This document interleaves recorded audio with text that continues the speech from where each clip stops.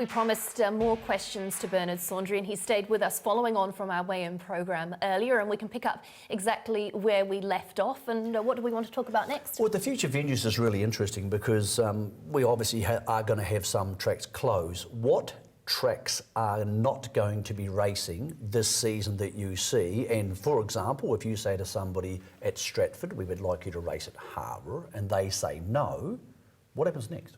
It's their decision. So we've offered the opportunity for Stratford to race at New Plymouth, and they've declined.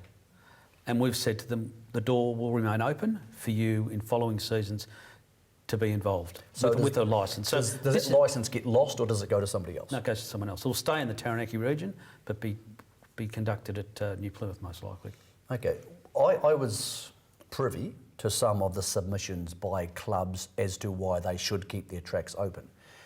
And I found that some of the clubs probably didn't have, without being rude, the expertise to write those in a way which would please everybody, because that's not their job. Their job is not to have long, well-written exposés on why they should be running clubs.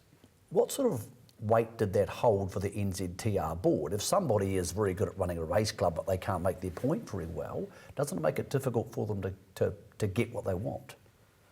Well, the submission was one part of a thought process that the NZTR board went through. It has industry data in front of it. It looks at wagering turnover. It looks at horse populations. It looks at where the horses are trained, where the horses come from, and the club submission.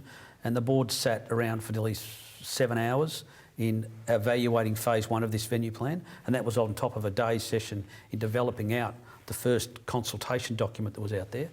And I think I've come to a decision that it's right and appropriate. The reality is we can't sustain investment in 48 venues. I met with the jockeys the other day, and we haven't got a decent female or male jockeys room anywhere in the country. We haven't got a proper female toilet in 90% of our venues across the country for customers. So, and everyone says, you know, don't change me, but yes, I agree with everything else. So someone's got to make a call in this, Michael, and NZTR's made a call. Yep. Now, some say it's the right call and some say it's the wrong call. Well, that raises an interesting point. We had the Massara report, which has become, for some people, and there's some wonderful stuff in there, I think, and a lot of it's very logical, become the Bible of the blueprint of going forward. But there's also some differences there because John and his team suggested closing 20 tracks. Already you, the NZTR Future Venues Committee, have said, we're not going to close some of these tracks. Do you believe that segment of the report was well enough researched? Because obviously you are maintaining some tracks that they wanted to keep closed. So I want to make this very clear that when John came to us, he said, what are you doing about venues? I said, we've started a process around evaluating venues. So John took the data and the work that we'd already done, and he's made his own decision. And that we're in the early phases of pulling that together. Was that appropriate though, Bernard? Because let's be honest, they didn't go to some of these tracks. Well, I know that, and some of those, there's some sections of the Massara report which are fantastic, and we agree with that. But there are people around this country who know some of the suggestions around the track closures were wrong, and that's now being proven to be quite obvious. Now, was that a section of it? Should he have not gone there? As your boss, Alan Jackson, said to me once, that section of the report shouldn't have been written. Was it the wrong place to write that section of the report? Are they two totally different things, running an industry and the future venues plan? I don't think it was wrong, because some might say to me, yes, the track should have been left for another day, but when is the right time? And the Minister gave him a pretty broad brief, as the Rita board now have got a pretty broad brief. So we're in a process of doing it anyway. We've now consolidated that thinking off the back of the Massara report. We released the first phase back in February, March. I mean, it has to happen, so someone's got to do it.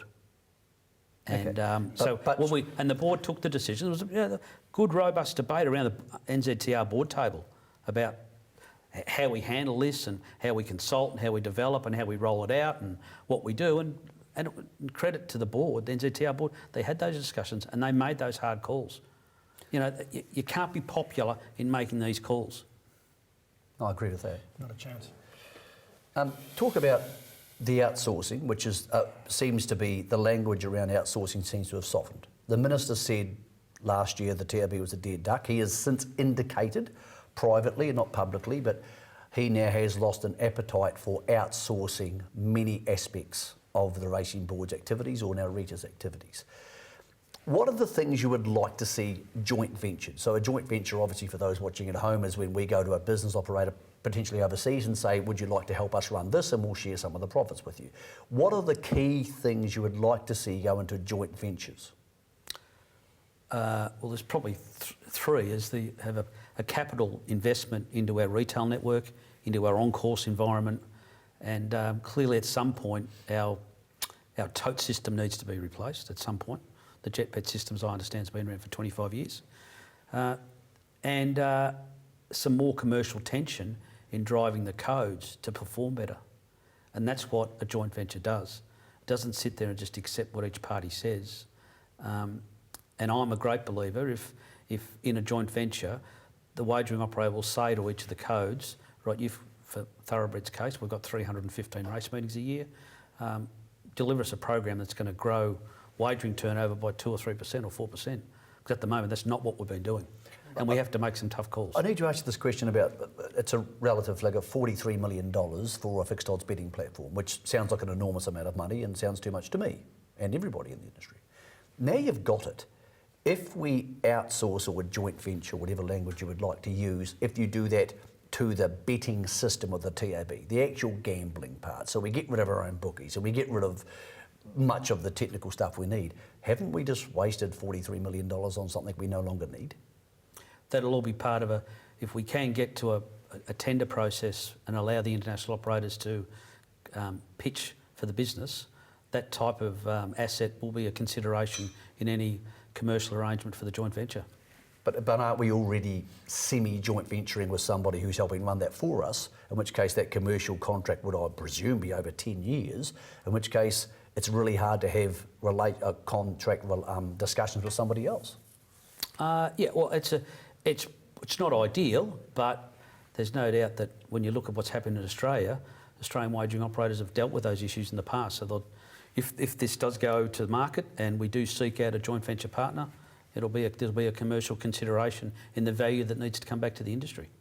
We've seen so much in Australia around animal welfare and giving back to the strappers and things in the industry with these massive stakes increases that we've had. Is that something that in the future we can look at here in New Zealand as well? Absolutely, and the NZTR board have talked about when there is money does become available, can we lift our activities around animal welfare?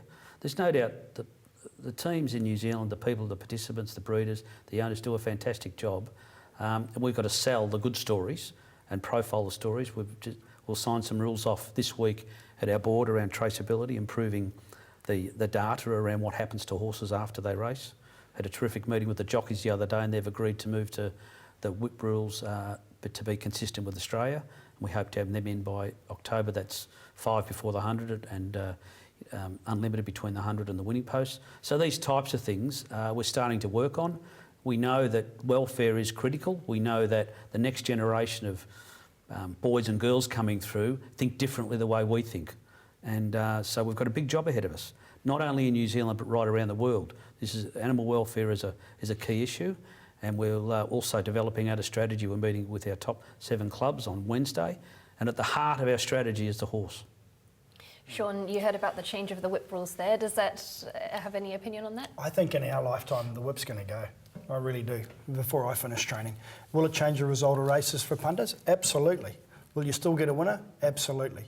Now in Canada and America, the World Racing Association, as you probably know, are pushing to bring in a rule to ban whips altogether. Now the jockeys aren't going to be happy about it. And I believe they should carry a whip. Because if you've ridden a horse and a horse starts hanging, or as a persuader, you mean? Actually, as a safety tool. Well, you're married to our best jockey. Have you discussed this with Opie? He was at the meeting on Monday and he said that we are moving in line with Australia, so that is the natural step that we have to take. Banning the whip entirely, we probably haven't discussed that, but I suppose you've got to move with the times, haven't you? And if that sustains our industry and that's what we have to do to be perceived to be, better for equine welfare, then that's what we have to do. And like you said, tell you. still get winners, and it will make a difference. I'm in a major minority here, but I think that the striking of horses for performance enhancing is going to go anyway. So let's pioneer it and just do it. Have jockeys carry sticks. Let them, when the horse starts hanging or becomes wayward, they obviously can use them. But So you're saying not allow them to go behind the saddle? I'm saying they shouldn't head horses to in the straight. I'm saying they shouldn't. This is what I'm saying. Yep. People who go to the races, who are of the generation we're trying to get in, like we tried to get, like we've filled up at Awapuni, they look at us and they say, here are horses being beaten with a whip for the entertainment and purposes of gambling. And that's what they think of us. They don't understand that they go home and live in Taj Mahals and have their droppings picked up every morning and they've got beautiful grass paddocks. They don't see that side of it. They go to the races, they see us drinking wine and watching horses get belt with a whip. And it's going to come in anyway. Bernard, we appreciate you coming in today. I've got one question for you, open. Anything you want. If we gave you a magic wand, you could change anything about New Zealand racing immediately. Like it's going to change, it's going to be done tomorrow morning. What do you want to change? Tomorrow morning. Yep. Oh, you can have it Tuesday. If you want Monday off, you can have it on Tuesday, Bernard. Kind It's of up to Friday you. afternoon before the weekend. One thing, there's no silver bullet in this, Michael. I can't sit here and say, here's a silver bullet. As I said before, revenue is the key. You've heard Sean talk about trainers eating paper off the wall. We need to fast track the regulations that delivers that. We need to make sure that the TAB continues to perform, and we need to move as quickly as possible to a joint venture. And that will help us kickstart this industry. And we all have to realise that trying to race across 48 different venues is not a model that's sustainable for anybody. For the clubs, and the clubs can't do that on their own, they need to partner with clubs in their region. We need regional solutions, and New Zealand racing could be all the better for it if we had all those plans in place. Now, that's not an 8:30 tomorrow morning decision. The priority is revenue. The one thing I would like is for the industry to be united and come together and drive change and be advocates for change. Because when the chips are down, the industry comes together. I've noticed when, fantastic around the world here. But the number one priority is, and the other one for me is health and welfare. Welfare and health and safety, well-being of our participants, really important. We need to do, help trainers and stable hands and track riders. We talked about it before we come on the show. In order to attract the next generation of track riders and stable hands, I want mums and dads out there to be able to say to their children, why don't you give thoroughbred racing a go? We've kicked off a discussion with Massey University around how do we partner with the Institute of Sport in developing out our apprentices. So there are things that are happening behind the scenes that we can't communicate fully yet because there's talks going on. I'm as frustrated as anybody, don't get me wrong, I've been here 2 years and change hasn't been quick enough. So I'm not sitting here saying I'm accepting what's happening. And on that note, we thank Bernard for his time, taking time out of his Sunday to join us on Weigh In, and that's it for your extended Weigh In coverage.